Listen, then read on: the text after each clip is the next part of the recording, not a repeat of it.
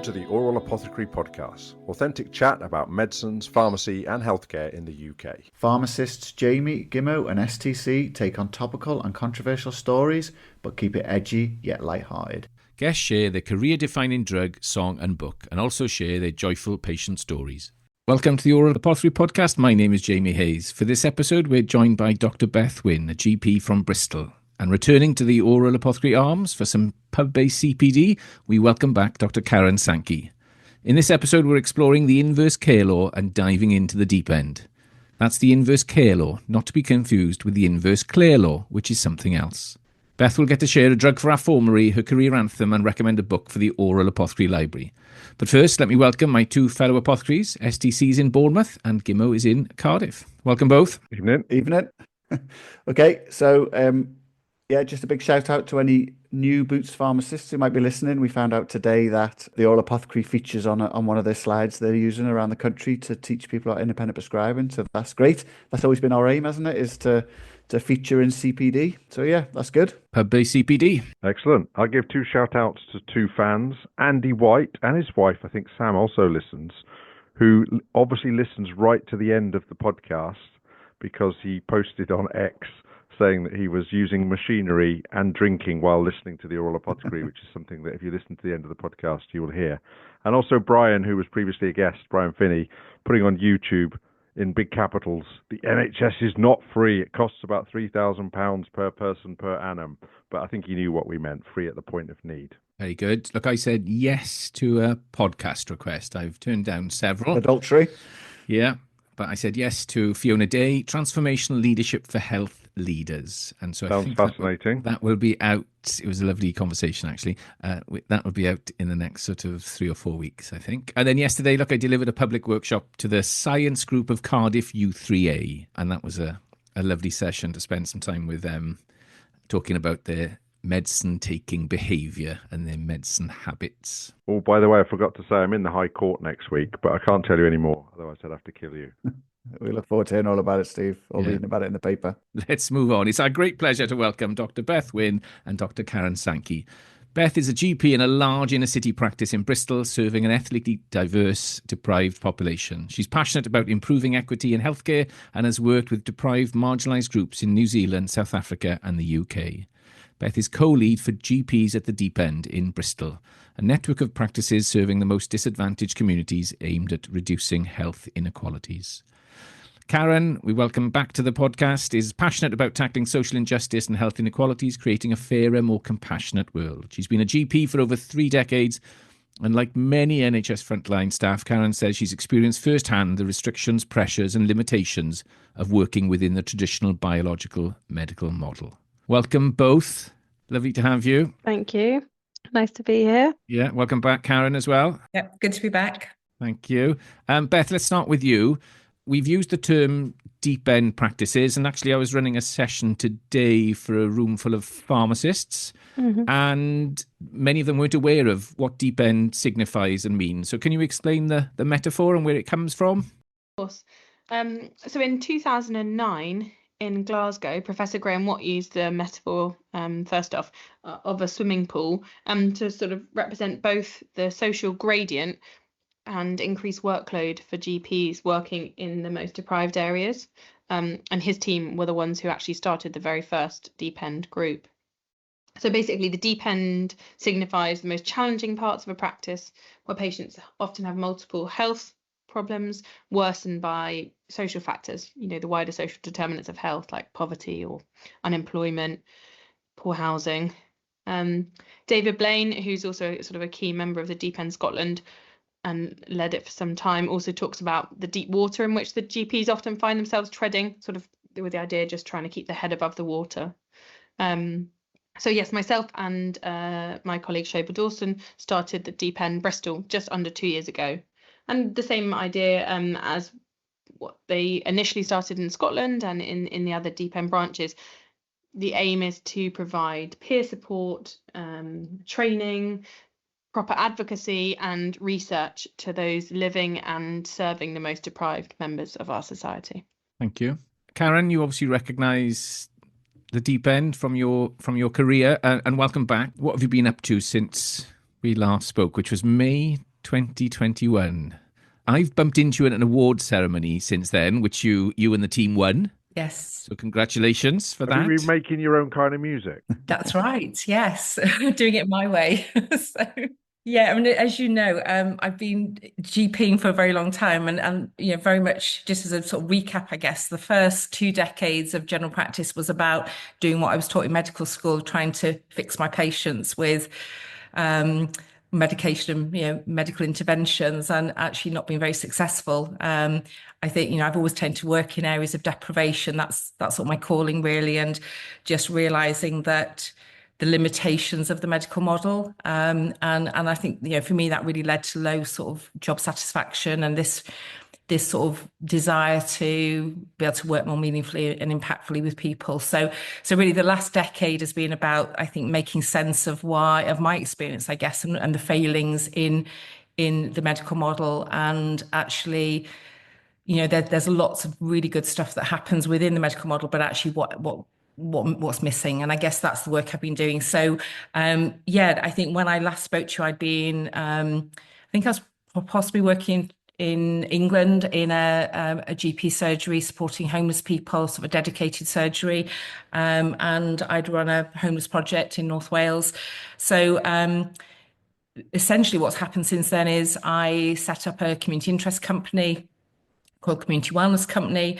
And for the last 3 years, we've been delivering programs out in communities of need with incredible success, actually.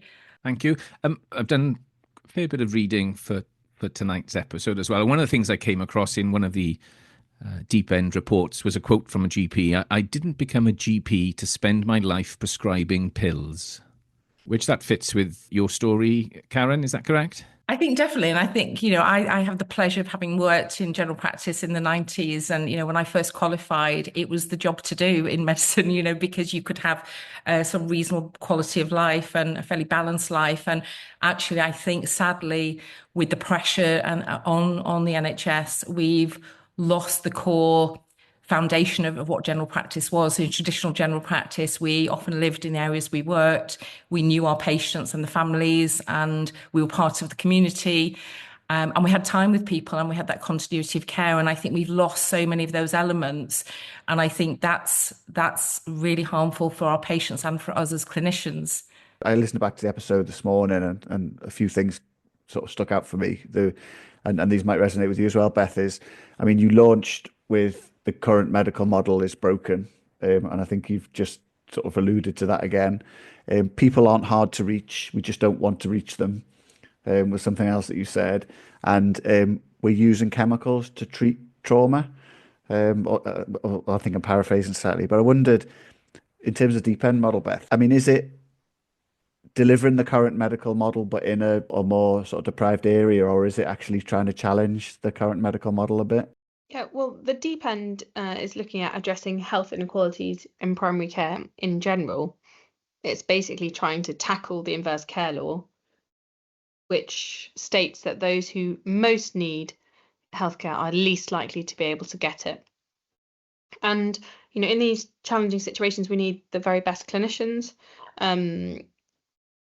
Often the patients don't have very good health literacy, so the clinicians really need to be expert at working out which patients are sick and which aren't. And we really need to help the workforce. So the 2 main areas we're trying to work on in Bristol at our Deep End are recruitment and retention, because we know that although super rewarding places to work, the Deep End is challenging and there's much higher levels of burnout. So we're looking at initiatives to improve both those areas, as well as ensuring our patients are represented in research. That's not just medical, pharmacological research, but all healthcare research, because we know that being excluded from healthcare research directly negatively affects health. So no, the medical model isn't sort of a specific target for the Deep End either way, but of course, the challenges that it has are totally relevant. And the idea is to improve fairness in health distribution in all areas. So that is medical, pharmacological and non-pharmacological. But yes, I totally agree with Karen. And obviously sometimes pills are overused, particularly when treating things like depression with SSRIs, because often we don't have the adequate resources to tackle the challenges of the wider social determinants. And as NHS providers, we can only sort of work within the resources we have while rallying for more. So, Beth, if you're working in a deep end practice, do you get any additional funding? No, so the funding itself is really problematic because essentially, so I should caveat this with I'm not a GP partner, so I don't actually get involved. But essentially, the problem has been that the increased workload of deprivation itself is not recognised. So the Cahill formula, which I'm sure lots of people have heard of, is one of the ways that key way that GP surgeries are funded, and that looks at different markers. So, for example, elderly, being older age, is a increased funding marker, but it doesn't count deprivation. And actually, what we know and what the research tells us is that chronological age isn't actually as relevant as physiological age. That's what matters. Essentially, they don't count the additional, like the deprivation, as an independent marker, even though that we know that there's considerable extra workload associated with deprivations. Yeah, it's fascinating, really, isn't it? So I, as part of the preparation for tonight, was reading lots of things as well. And I was reading the Health Foundation Tackling the Inverse Care Law document, which I'm sure you're all aware of. And I was somewhat taken aback when I was reading in it that they talked about that Cahill method for working it out, and that apparently a couple of years after the QOF targets came in, there was actually, it sounded like there was a vote, and it sounded like the LMCs, the local medicines committees, thought it was a good idea to change it because it clearly wasn't in favour of those working with people in social deprivation. But the BMA didn't actually approve it, and apparently it's never been changed since. That's my understanding. Is that your understanding as well, Karen? Is it different in Wales? No, I think that's my understanding too. Yeah. And if we go right back to the start, I don't know when you're going to start mentioning Julian Tudor Hart, Jamie, because you're going to have to give us the story.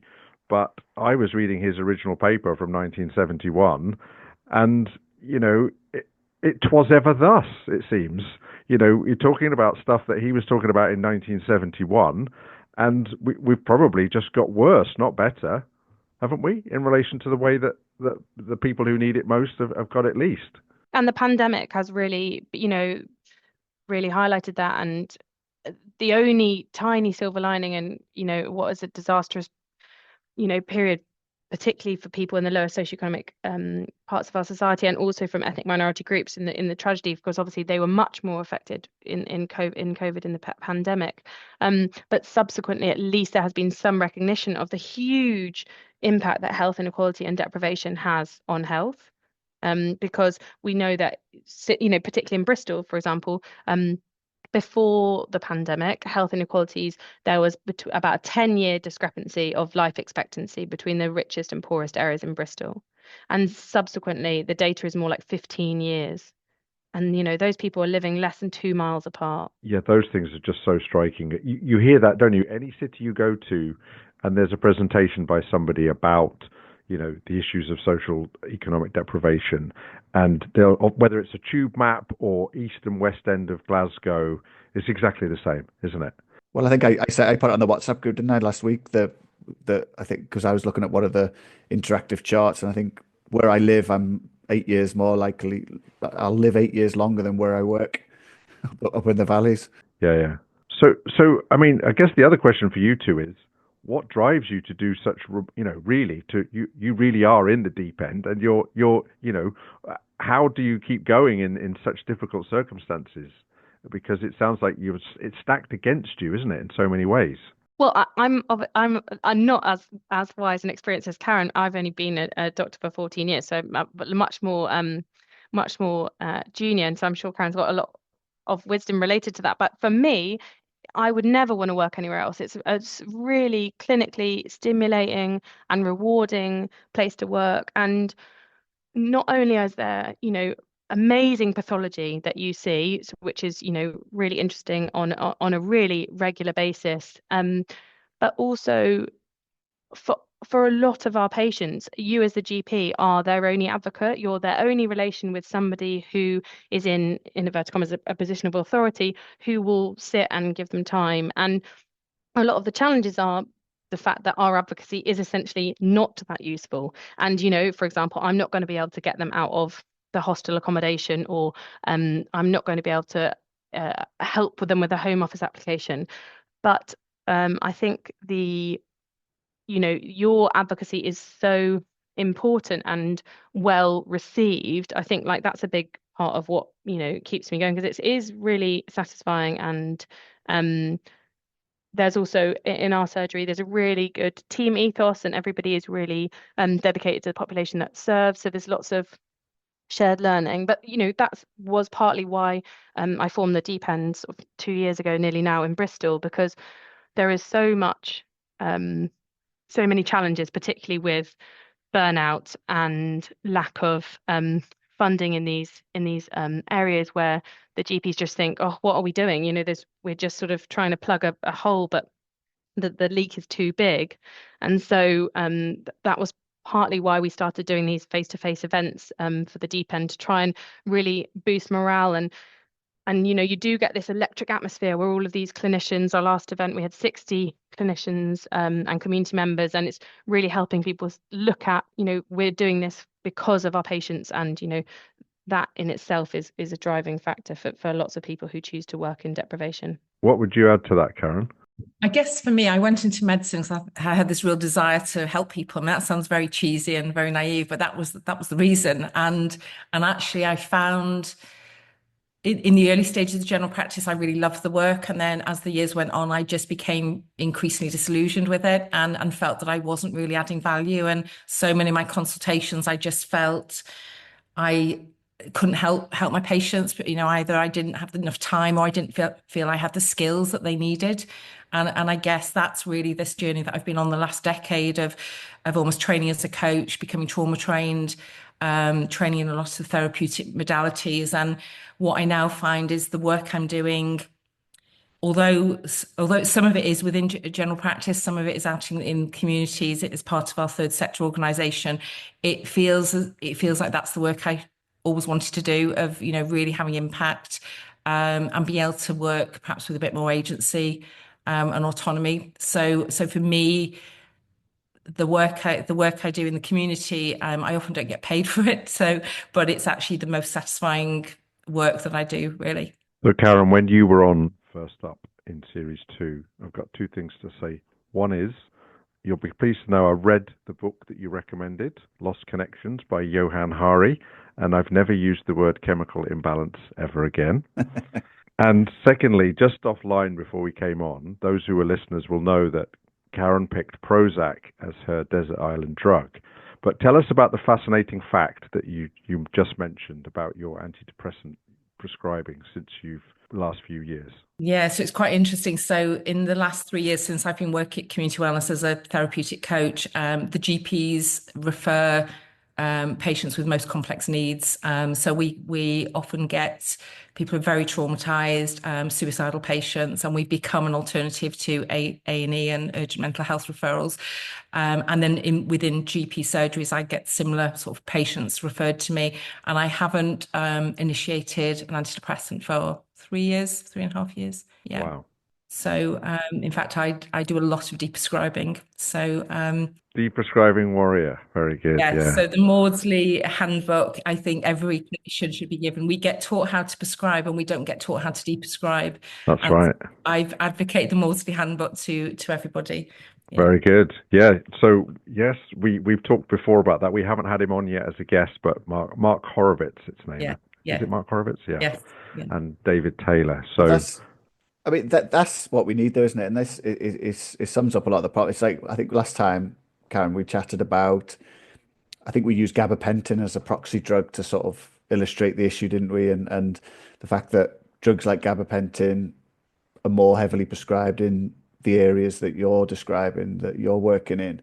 And yet our approach is the medical approach to try and wean people off it because it's bad for them, but we're not actually in any way addressing the root cause or putting in something to replace what they were taking the gabapentin for in the first place. Yeah.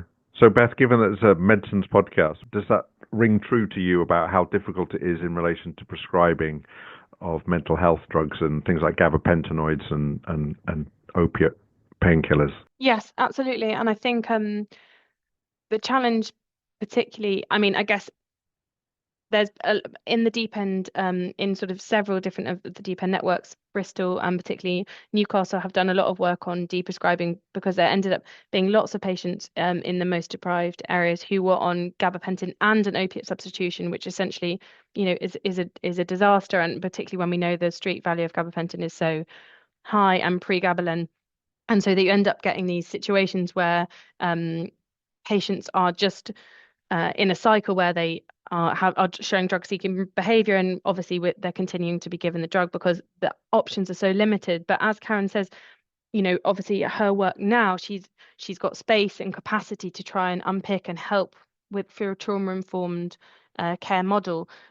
But the problem is the NHS, there aren't those resources. So for my patients, even if we have I can think of dozens of patients who have come here, from countries, war-torn countries where they've been tortured, and they've come to the UK and they are, located to Bristol, and they have significant pains, because depression and trauma and mental health conditions are often really culturally different in how they're described. So, for example, some of our patients won't come presenting with depression, they'll come, or trauma, they'll come with total body pain, or they'll come with backache, or they'll come with something more physical as a way of trying to describe or unpick the feelings that they're feeling. And that's not to say that they're not having those physical symptoms, they absolutely are, but obviously how the mind affects the body is so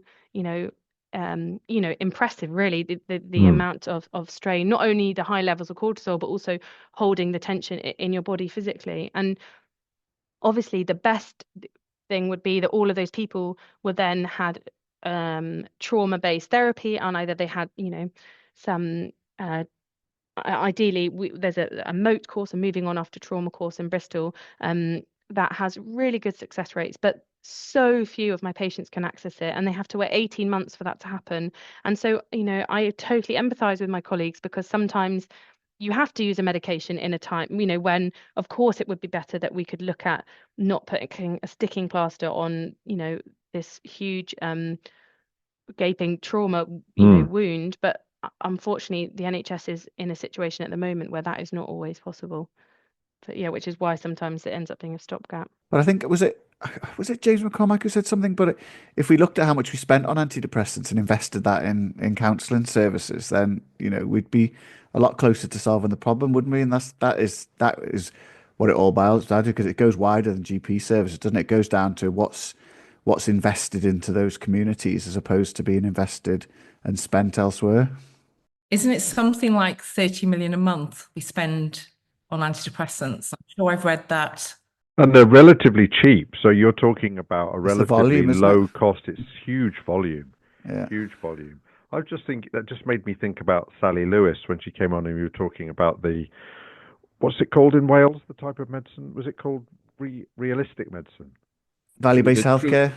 Value-based healthcare and prudent we have in Wales. Yeah, value-based. And this idea that, if you could harness that money, but ring fence it and put it into mental health, as in, talking and listening services. That's the same idea as she talked about saving on inhalers, but putting the money into doing pulmonary rehabilitation. It's the same concept, isn't it? And interestingly, I was reading something on the Drugs and Therapeutics Bulletin, and this is also about the inverse care law. They're saying that actually take pulmonary rehabilitation that's got really good evidence for people who've been heavy smokers. And again, guess what? If you live in an area that's got high social economic deprivation, you're less likely to be able to access pulmonary rehabilitation.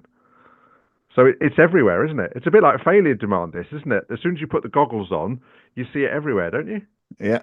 I totally agree. And that's part of the wider problem, because even if we are talking about, say, in this mythical world where we're taking everyone off antidepressants and we're using that money to provide adequate mental health support, either through talking therapies or psychomotive psychotherapy or whatever CBT we're deciding to do, if it was done in the current model we're in, it's still going to widen the health inequalities, because if that is delivered inequitably and the access is the same problems as it is now, the likelihood would be it would be people from the higher socioeconomic situations, people who have English as a first language, would be the ones who would be able to access it, and the people who are most at need would fall behind. And they are not hard to reach, as terminology is often used, but they are totally underserved by the current system. And I think, that's what we do need, a distribution and a radical way to look at that. And Karen's obviously talking about the community situation. We work a lot with the community and voluntary sector organisations in the Deep End in Bristol, and the work they do, non-pharmacological and non-medical work, is phenomenal. And the social prescribing and activities have such vast improvements in people's health. Connection, moving your body, all the basic things have adding value to people's existence, and are so cheap relatively, but it's just trying to get that on a wider scale, because it's harder to convince sort of people that that's something that we need to be focusing on. And actually, that's very much the work that we've been doing really the last 3 years. And since I last saw you guys, I've done 12 months training with Gabor Mate and his team. So I've done the compassionate inquiry training with him, and very much he talks about this growing body of evidence that 90% of all human illness comes from exposure to stress, sort of mental and physical. And it's quite interesting that GPs have often said to me, patients just want medication, but actually what I tend to do, I start with psychoeducation. When I explain to people what's going on in their body and the nervous system dysregulation and the symptoms they're getting, how it's a manifestation of their stress and their traumatic stress in childhood, actually people don't want. That's why I'm not initiating medication, because I say this is what's going on in your body. These are your options. That we now don't. We have very little science for the medical model for mental health and addiction, and actually we have very little evidence that the medication fixes this. You can feel better because it numbs your symptoms and your emotions, but it doesn't actually fix it. And actually, here's an alternative that you can actually regulate your nervous system, and you can, we can support you and give you tools. And then we offer sort of a top-down, bottom-up trauma approach, which is cognitive and somatic practices. And people choose that. Every patient, even with really complex, we've worked in homeless hostels, we've worked with serious offenders, people with addictions. And when they understand what's going on and realise they actually have some agency to do something, people want that. And actually our community programme, the one that's just finished due to lack of funding, we ran for 6 months, and we supported, I think, nearly 180 people that had been referred by the GPs, and it was a drop-in. So people would just turn up, and we have a whole range of opportunities. So we have some social activities and creative activities and nature activities and signposting and mentoring, but then we have trauma therapists in the space as well. And actually we do a lot of group work. We're teaching people how to do self-therapy and how to work together. And we've seen absolutely staggering results. Incredible results. People that have been in and out of mental health and addiction services for years, saying this is the best thing that's ever happened to me. Lots of people have stopped drinking, stopped using substances, come off medication, and say they feel like they're properly living for the first time in their lives. So it's really quite incredible. So it can be done. It's just how that's spread. Is there an evidence base for that? Because people will often talk about their own experiences, won't they? And I don't mistrust anything that you've just said, but often people will say to me things like, well, where's the evidence for that? So I'm talking about deprescribing, okay, and polypharmacy, people say, but where's the evidence for that? Which is a fair question, isn't it? So do we know how good the evidence is for this or not? The evidence for which bit, I guess? The bit that you were just describing, really. I can fully see, because our patients, I think most of them would choose an intervention, as wonderful as that sounds, over a pharmacological one any day. I think, in my opinion, and from my experience of work, at medical school and in your training, everything is so evidence-based, which is obviously appropriate to an extent, but the absence of evidence doesn't mean that something doesn't work. And I think that's the salient point. Pharmacological big trials, it's not in big pharma's interest to look at how wonderful being outside is, or sunshine is for your mental health, or moving or connecting with your community, because there isn't, there's not that's not such a benefit. Obviously, that sounds cynical, but I think often there is an absence of research because maybe because it's not necessarily of benefit, rather than the absence of research, rather than the absence of evidence doesn't mean it doesn't work. And some of the work we're doing with the community at the moment is trying to look at patient activation measures as a monitor for success, and looking at really simplifying, and some of the new data is looking at maybe we can look at really specific questions that are also really general. So looking at, how well do you see your health, or how well do you rate your health? And actually we know if, for every point that someone improves their rating of the health, you save, this many GP consultations and this many out of hours contacts. And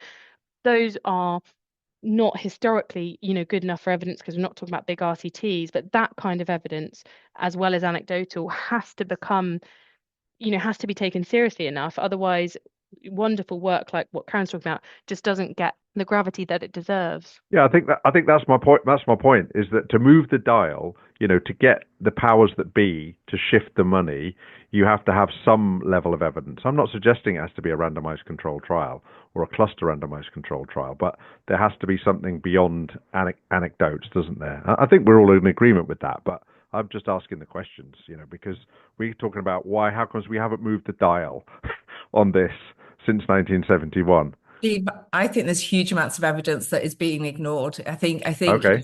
the medical model is so driven by big pharma.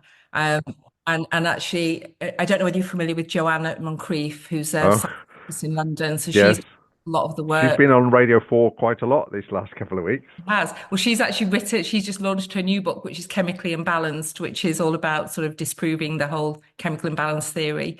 But there's a lot, and the same with the Gabor Mate work. I mean, he was a GP for most of his career, and then went down this path of working with marginalised groups, and realising that there were some gaps in the medical model, and working more holistically with people. Wasn't it sad though that really it took the death of a royal through mental health to get this back into the public domain? Isn't that the kind of exactly what we're talking about, in that there are thousands, millions of people who are struggling, but as soon as the death of a royal occurs due to it, all of a sudden it's front page news? Am I being too cynical? No, and I agree. I mean, I don't know whether you're familiar with A Disorder for Everyone, the movement. No. With them, so they're worth a look. So have a look at their website. So they're a fabulous movement that was set up by Joe Watson and Lucy Johnstown, a psychotherapist and a psychologist, around changing the narrative around mental health, and that's really grown. They offer some wonderful resources, and there's quite a lot of psychiatrists that are now part of that. About reframing mental health and addiction as a understandable response to our experiences. And in fact, one of the psychiatrists there has recently written an article suggesting that mental health medication is the third biggest killer after cancer and heart disease. We're trying to change a narrative that's really ingrained, aren't we? That's the thing, and what you described there, Karen, you could apply, if it stands up physiologically with other drugs, you could just as easily say ramipril for blood pressure. There are much more effective interventions than taking the drug, and much less harmful interventions. Cutting salt, for example. Cutting salt and losing weight, and getting fit, and people opt for the drug, don't they? And and people opt to give the drug because it's easier to do that than to set up a service to help people to lose weight, for example. So a bit like GLP-1 analog injections. Yeah. Well, that's it. It's an easy way out, isn't it? And I think so. I think part of it is big picture, isn't it? Is how are we changing that narrative? And I didn't want to take the conversation in a totally different direction, but part of the answer here lies with this type of stuff that Marmot is talking about, and people like that. In terms of part of the issue is about addressing that wider question of health inequalities. I did try and look for some Marmot stuff around how is. Remember, he talks about Marmot cities, and I just wondered if we're starting to see any outcome. Marmite cities. They won't go down too well. I mean, you either love them or hate them. Yeah, very very droll. That's the answer, but it's almost too big to contemplate, isn't it? That's so how we're going to solve just this. For the listener who might not be a health professional, when we talk about the social determinants of health, which Marmot talks about, and when we're talking about what we're talking about in relation to social and economic deprivation, we're essentially talking about housing, nutrition, work, education. There's probably a couple of others, but it's those big things, aren't they, Karen and Beth, that drive they are the ultimate determinants of health, not the things that people think of in relation to being unwell.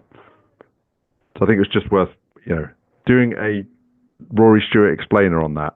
Yeah. And for me, there's something like fundamentally that I've sort of realized doing this work over the last 10 years is that I think the most important part of supporting people is about the quality of the relationships.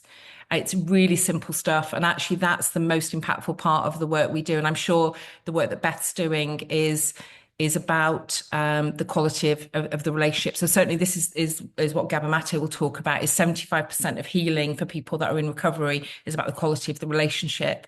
And when you look at the Harvard study, which is like the longest study of human well-being, I think it's been running for 80 odd years, they say the single factor around your life expectancy and well-being is around the quality of your relationships. And I think fundamentally, that's what our community wellness model is about. It's about building trust and safety in relationships. And people often say to me, what's the best trauma therapy? And I don't think it's about the therapy or the medication. I think it's about the relationship. And we see lots of people that recover and do really well without any therapy. And we do add in the therapies as well. But I think it's about that, creating safety. And I talk about a lot about this. I can't remember if I mentioned it last time to you guys, but when a plant doesn't grow, we never blame the plant. We always think, actually, what does it need? It needs more water, it needs better soil, it needs more light. And I think it's the same as humans. You create the right conditions and environments for humans, and humans thrive, whatever their circumstances. And I think we've demonstrated that in the work with community wellness. If we create these conditions and a culture of kindness and compassion and lack of judgment and inclusivity, where everybody's welcome, everybody's valued, and everybody has agency to be a member of the community and contribute regardless of their circumstances. We have guys from homeless hostels who might be using substances, who might be having mental health crises, and they can come and volunteer and be part of the community and feel they have purpose in their life. And that changes everything for people. So I think there's sometimes we really overcomplicate it by thinking people need these medication or therapies or some new innovation. And I think it's about going back to basics. And I think we used to have that in communities. And as a society, we've moved away from that. We've lost that and become so disconnected from our communities and from good relationships, I think. Yeah, I totally agree, Karen. And I think the connection thing is really interesting because I agree on so I think it's sort of twofold. One is the connection. So as a clinician, your connection and your relationship with your patient is so vital. And at the beginning, briefly mentioned about continuity of care. We know that continuity of care is so vital and something that has been really lost in a lot of general practice. But that relationship and that safety in that relationship, and somebody who knows you and your family, and you don't need to retell your story or your trauma, is so sacred. And all of the evidence suggests that patients who have had significant trauma, who don't have English as a first language, who are most deprived, or any of the inclusion health groups, are those who most benefit from continuity of care but are least likely to receive it. And I think that sort of the relationship there, and as said at the very beginning about how often we undervalue ourselves as an advocate for patients, and often it feels like we're not contributing much. But even that interaction with a patient who knows you and trusts you is in itself, a medication. They don't necessarily need a drug as a present, because you listening and, echoing back their feelings and allowing that to hold space is so important. So I think that the community relationships is totally vital as well, as the clinician, and the community relationships is something in the Deep End in Bristol we're really trying to look at, because often there's quite a disconnect between primary care and the community and voluntary sector organisations that are working in the same space. And we've really tried to amplify the voices of our communities.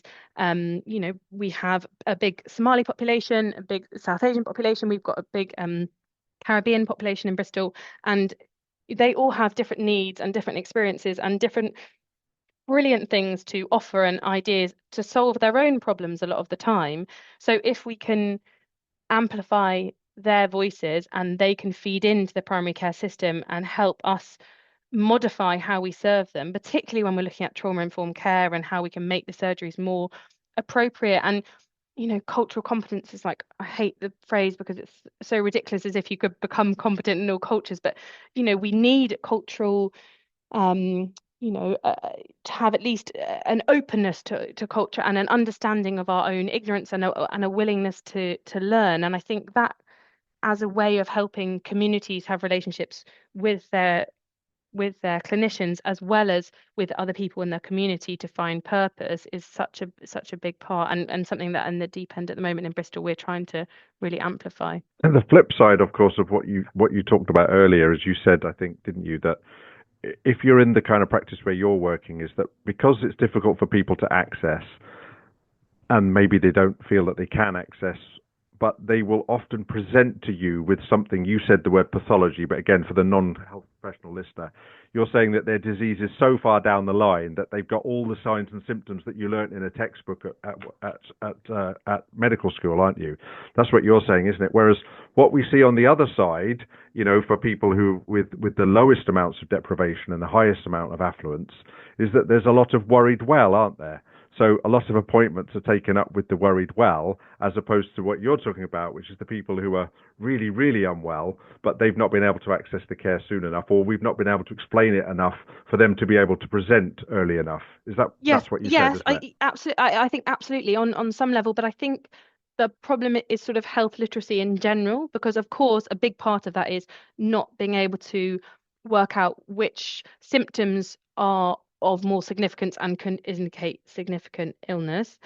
But another part of that is also often patients will contact us about something that is really trivial and doesn't need attention, because in the same way that they often can't work out what's a significant symptom, sometimes things that seem more significant aren't. So we actually at our surgery run all patients who contact the surgery there's a doctor-led triage, just to try and help those patients who really need to access the appointments, allow them to access it, because otherwise we find that people aren't really good at knowing when they need to see us, and then access becomes a big problem, and then that in itself is another barrier. So I think, and I guess if we're talking about access, a big part of why people from the lowest socioeconomic groups present with pathology is because there's such a poor uptake of preventative healthcare. So, much less likely to go for your cervical screening, or less likely to pick up,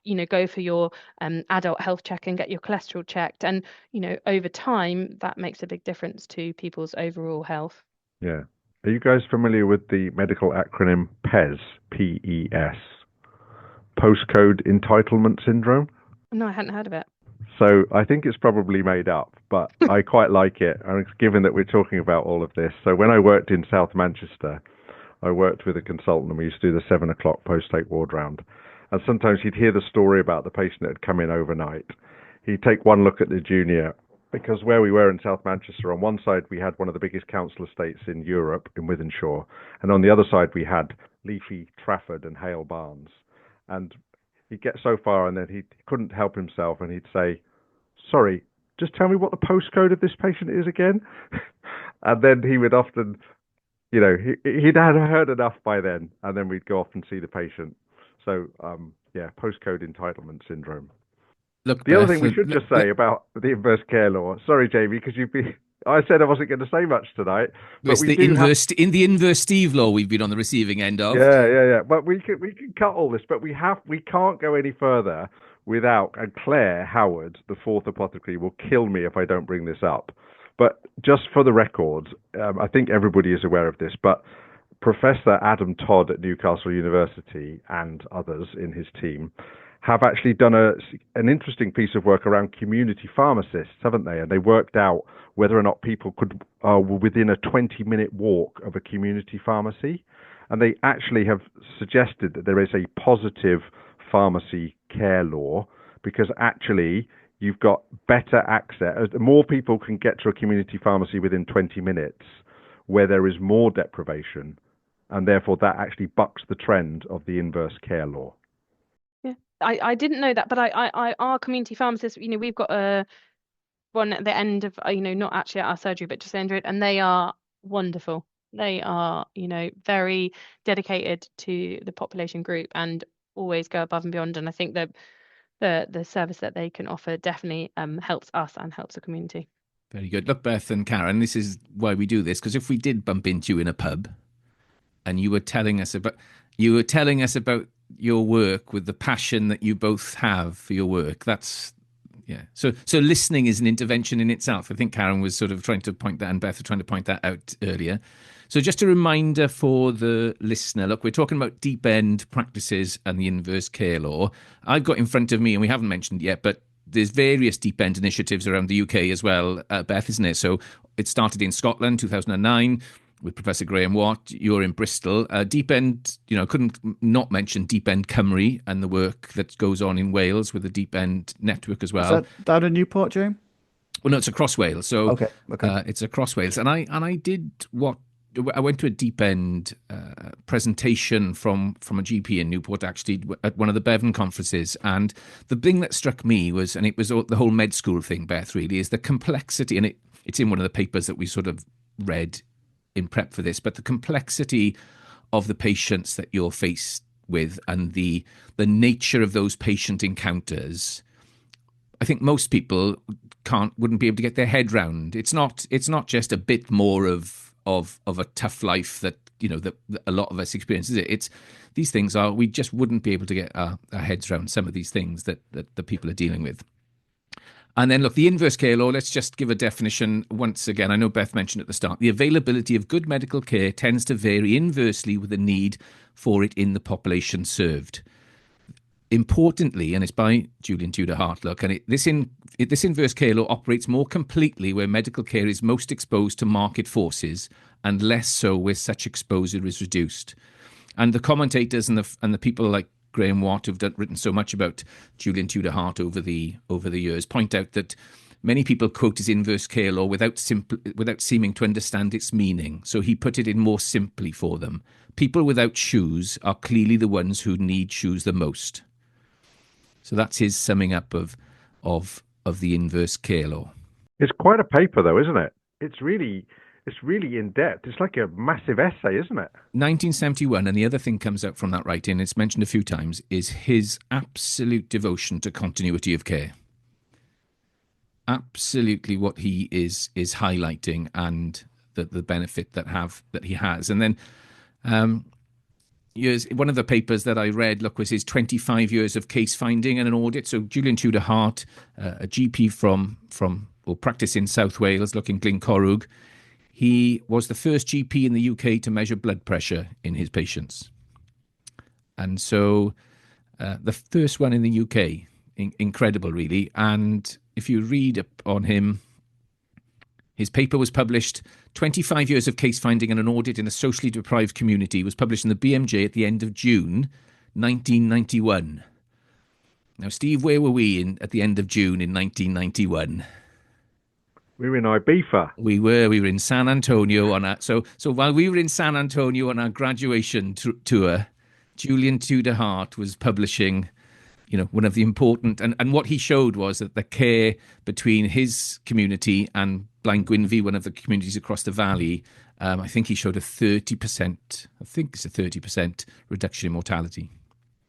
So it's incredible stuff. It was I was really taken by it. It was like a long essay, wasn't it? Really well thought out.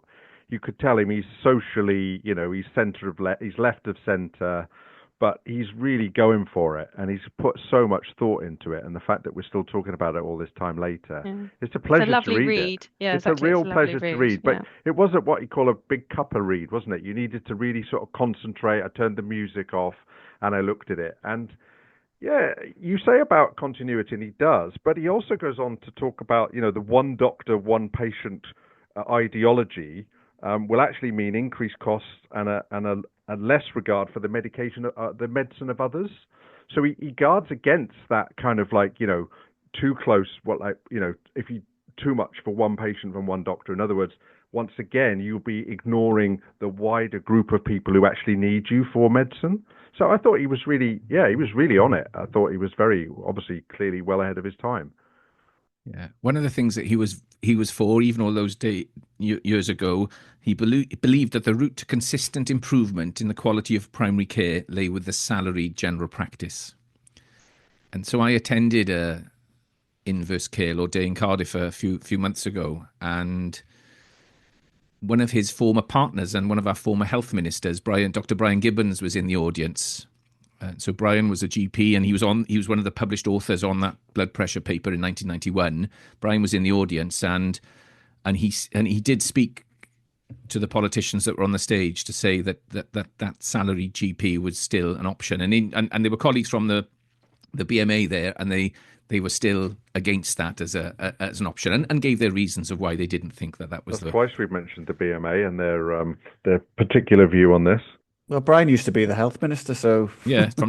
So he used to be the health minister. I had a 1-to-1 with him when he was health minister. I wrote to him about the influence of the pharmaceutical industry in Wales, and he invited me in. So I had a 1-to-1 on the sofa with our health minister. So yeah, he was health minister from 2005 to 2007, and then held other cabinet posts then to 2009. The other thing I noticed in the Julian Tudor Hart paper, and this, there's been that recent paper from some of the people on the Royal College of General Practitioners Overdiagnosis group, Jamie, that you and I are on, and it says we should devolute clinically irrelevant work. What does that mean? Well, we shouldn't. That doctors shouldn't do things that they should do things that only doctors are good at doing. In other words, in the current paper that's been published in the BMJ, talking about give flu vaccination to be done by community pharmacists, for example. So move out stuff so that the doctors can do the stuff that only doctors can do. And so he's talking about that in 1971, which I expect didn't go down well for many, many years. But I think people seem to be coming around to that idea because we don't have enough doctors. So it makes it even harder, doesn't it? If you've got the wrong people in the wrong places. So look, we talked a lot about the man, and we've alluded to this throughout the series or the several series that we've done. Look, I had a day with Julian Tudor Hart back in the 23rd. I can remember it because I wrote it down. Okay, the 23rd of March 2000. So here we go. Thanks for listening to the Aural Apothecary. So listen to this. I was heading to a drug and therapeutic symposium in London. It was called Capturing Prescribers' Minds. Still to this day, one of the best one-day conferences I've attended. Listen to this for an agenda in the year 2000. Sessions on influences on prescriber practice, theories of information transfer, the psychosocial process of prescriber change, can teaching at med school affect habit long-term, influence of the media on prescriber practice, pharmaceutical company strategies, what public relation companies do, how poor communication can affect prescribing, the prescribing mind in 2010, the challenge of information technology. That one was by Muir Gray. So it was a stunning day, and honestly, to this day, DTB, if you're listening, get your symposiums back on, please. I jump on the train from Cardiff to Paddington. I get on in Cardiff. I sit opposite this older-looking gent on the train. He's got a greying moustache. I notice that his hands are stained. And tobacco stained? No, not tobacco stained at all. He's clutching a conference bag with the Cochrane collaboration logo on. Archie Cochrane. Okay, so quick quiz question for you. Can you remember what the Cochrane collaboration logo represents? Yes. I'll come back to you on that. Okay. Anyway, we got chatting. Turns out his name was Julian, and he was en route to the DTB day 2. He asked me what I did. I told him about my work teaching evidence-based medicine, critical appraisal, how GPs don't, how we can't accurately measure blood pressure properly and all that things. I'd not long met Dr. Martin Durden, Dr. Neil Mascray and Professor Tom Wally with the National Prescribing Centre. And so I was full of it. We chat on the train. Even if he'd introduced himself as Julian Tudor Hart, I wouldn't have had a clue who he was in 2000. So when we arrived in London, it was a gorgeous spring day. He mentioned that he didn't like the underground. And so he was 73 years of age, I've worked out on this day, okay? So he didn't use the underground, and in 2000, I didn't do London, okay? I was a Welsh boy in a strange city. And you So couldn't peel an orange. So I followed him. I said, well, I'll follow you then. And so I followed this 73-year-old gent across busy roads, multiple buses, as we headed to the School of Oriental and African Studies, which is where the symposium, still absolutely no idea. We arrived at the symposium. Lots of people immediately rushed down to greet him as though he was royalty. I took my place in the audience next to my colleague Martin Durden, immediately turned to me and said, I didn't know you knew Julian Tudor Hart. I said, I still don't know him. I said, I have no idea who he is. Anyway, next, Julian came and sat by us for the whole of the symposium. He sat in the audience with us. He could have sat with any of the dignitaries or the VIPs that day, but he came and sat next to me and Martin. I looked down the list of attendees to see who was there from the world of prescribing. And I noticed that some people were attending from the Julian Tudor Hart Institute. And I thought, bloody hell, this guy's got a whole institute named after him. Anyway, so he had no ability to Google things in those days. So Julian sat with us. He chatted with us over lunch. He had lunch with us. At the end of the symposium, as everyone was dashing off, Julian asked me if I had to rush back to South Wales. If I didn't have to rush back, would I like to go for some food somewhere with him? So I said, no, I'm in no rush. So again, followed him back towards, and he practiced in St. Mary's for a while, so he knew the area really well. So back towards Paddington. We're nearly there, he said, as we started heading up some of the smaller streets. He knocked on the door of this restaurant. The door opened. The restaurateur greeted him like a long-lost friend and invited the two of us in for a fantastic meal for not much money. As we headed home, look, I arrived back into my flat in Cardiff Bay. I said to my wife, Jo, I just had the most surreal day. I've just spent the day with this old guy. He must be a player, I said. He's got a whole institute named after him. It was still dial-up internet in those days. So I fired up my tiny computer. That was the brand. Went to PubMed and typed in Julian Tudor Hart, and the screen just filled up with reference after reference. It was an incredible day. A few things. It turns out his hands were stained because he didn't believe in plastics, he told me. He didn't like plastic, so he made all the presents for his grandchildren from wood. Okay?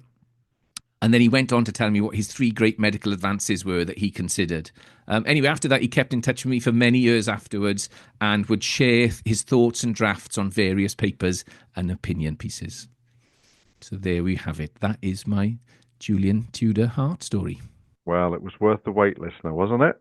What are we, nearly 5 years down the line? We've joked about it, but we've finally gone and done an inverse care law episode in style with Beth and Karen. And obviously, reading all the stuff about him, you just realise what an incredible impact he had on medicine and some of the stuff we've been talking to. Thank you. So one of the privileges coming on the Aural Apothecary, Beth, and thank you for your patience, is that you get to share 3 choices. Great. So, yeah, you're aware of that. So your first choice is what we describe. Well, we did describe it as a desert island drug until the BBC wrote to us to ask us to stop using that terminology. So it's a drug that has a powerful memory for you. So what's your thought on that, Beth? Well, this was a tricky one. So I'm not sure if this is. I doubt this has been chosen before, and I'm not. It is a drug. I'm going to see if you'll let me have it. I'm going to go for the Marina Coil, 52 milligrams of levonorgestrel. Is that allowed? Certainly hasn't. Hasn't. We class it as a drug. And absolutely. it definitely is a drug. Yeah. Good, because I was worried you'd make me sort of branch out to other progesterones, but as you know, not all progesterones are created equally, and I would be very upset with that. So I would like to go for the Marina Coil. I think so. As part of my GP job, I do a well women's clinic, and the Marina Coil is the most brilliant drug to use in certain coils for people, particularly with like debilitating heavy periods. Sorry, I was about to use medical jargon. Heavy periods. It totally revolutionizes their quality of life. It's quite I remember in doing some gynae training, and it had just become, the guidelines had all been updated, and it was really changing the number of hysterectomies that were being done. It was really like quite a pivotal change to how endometriosis was managed. So it's quite a lot of training memories and the usefulness of an intervention that is essentially relatively easy to insert and lasts, for 5 years for heavy bleeding, but now the license for contraception is up to 8 years. And more, I'm reminded of how wonderful it is for, empowering the women that I now work for. As I said before, we've got a really culturally diverse patient group, and lots of our women don't often have huge reproductive freedom of choice. And the marina is often something that can be inserted, sometimes without or with their partner knowing, depending on how open the conversation can be, and can really allow them to choose the amount of children that they have. And as I'm sure you're aware, but globally, it's thought that up to 40% of pregnancies are not planned, and the freedom that it gives women and the women that I serve, it is huge. So I love it because it helps so much with symptoms, and women who are suffering so much can then go back to being a well woman, as we hope for in our clinic, and also because of the choice it gives. I was lucky enough to work in South Africa in the bush a few years, about 6 years ago now, on the Mozambique-Swaziland border. I was there for just over a year, and I was doing lots of the women's health work there, and lots of problems with sexual violence and lack of choice in regards to contraception or access to safe termination. So we just said, let me pilot it, and they were really initially unsure, but by the end of it we had a whole clinic running, and it was wonderful, the freedom it brought the women. So that is going to be my thank you very much. Unorthodox drug of choice. And that's fantastic, because I guess is it good? I mean, another theme of the podcast, as well as the inverse care law, has been right from episode 2 when we had Claire on, is how disproportionately healthcare skewed towards the needs of men. So I'm guessing that inverse care law probably disproportionately affects women as well. Yeah, as in with all strands of medicine. So yeah. We will add it to the Aural Apothecary formulary. Thanks, Beth. And so next one, I'll continue because I don't think Steve has any sound left. I think he's used up all his sound bites. Are you back in the game, Steve? Yeah, but carry on. Oh, no, there he is. He's back. Yeah, he's back. So your next choice, Beth, is your career anthem. Something, your go-to song that has been there maybe sort of along your professional journey, especially with your travels around the world. Is there something that comes to mind? And what was your thought process? It feels fraudulent because, like I said, I'm only 14 years into my doctor career, so we're pretty fresh for a career anthem. But definitely, I'm going to have to choose Gloria Gaynor, "I Will Survive." It was, well, I remember the first ever shift I did as a foundation doctor was medical nights, and they gave me 3 bleeps, and I remember there's 1,000 patients who I was in charge. Luckily that's not happening now, but it was quite something. And I remember going to work and calling my mum and saying, I don't know if I can do this, and she just said, oh, put Gloria Gaynor and put Gloria Gaynor on, she'll be good for morale.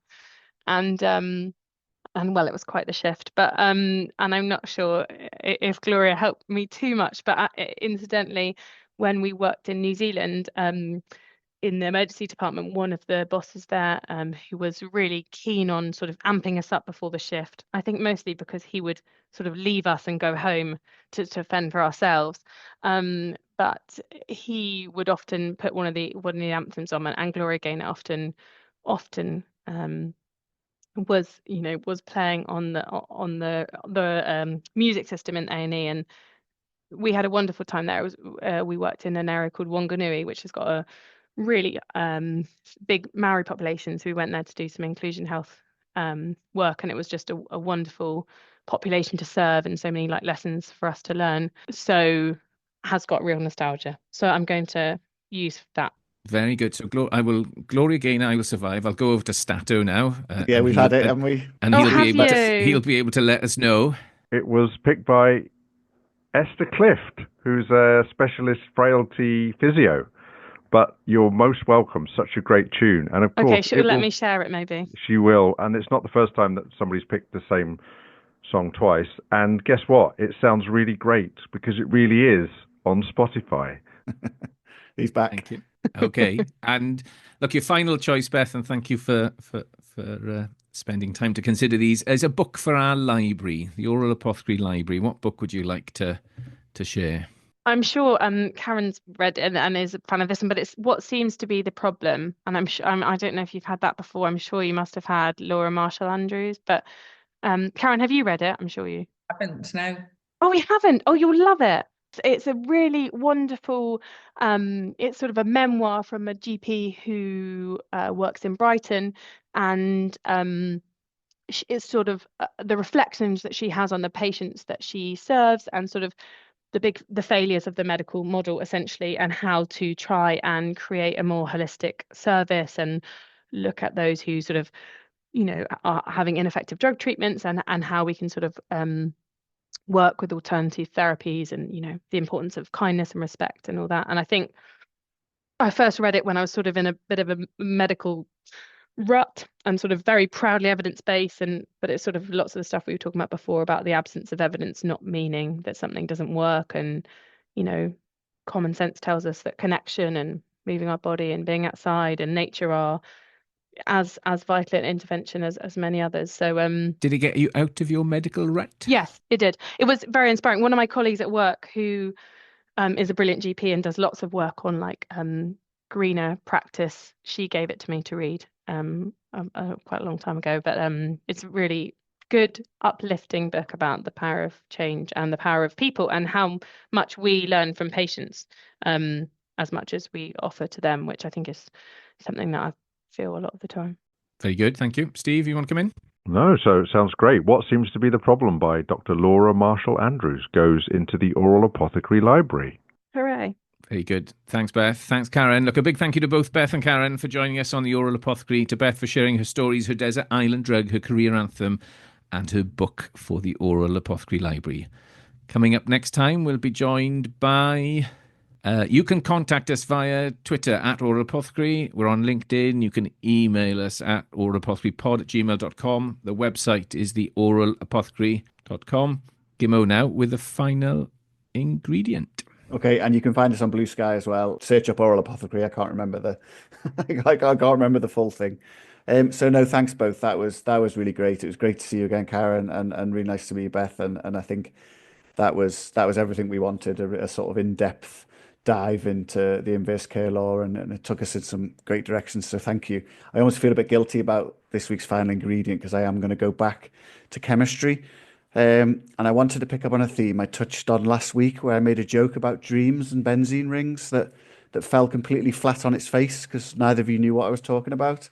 So, as with any bad joke teller, I'm going to explain what I meant. And so, in the mid-1800s, chemist Friedrich August Kekule was sat by a fire, struggling to solve the mysteries of benzene's structure. So he knew it was a molecule of 6 carbon and 6 hydrogen atoms that defied the usual linear or branched form of established chemistry that they knew about at the time. He just couldn't work out how they all joined together, so exhausted, he fell asleep. And he fell asleep and dreamt. And in his dream, snakes writhed and twisted in endless chains, and one snake turned to bite its own tail, forming a circle that spun with perfect balance. And Kekule awoke, realizing that benzene wasn't in fact a chain, it was a ring. 6 carbons formed in a closed loop, stabilized by electrons that didn't attach to a single molecule, but that danced across the ring in harmony. Aromatic chemistry was born that night. So this discovery revolutionized organic chemistry, and enabling the synthesis of dyes, plastics, and explosives. But its impact went further, as we heard last week when we talked about clobazam. Benzene rings underpin many important medicines like aspirin, antidepressants, not popular today, and cancer treatments like tamoxifen. And we can trace it all back to that night by the fire and Kekule's dream of snakes. You have been listening to a 3 Apothecaries production. Sound engineer Jimbo Slough, original music Jamie Brewster, artwork by David Baker and Jacob Howard. Thanks for listening to the Aural Apothecary podcast. Do not stop listening, except on your doctor's advice. This episode of the Aural Apothecary is sponsored by jamiehayes.co.uk.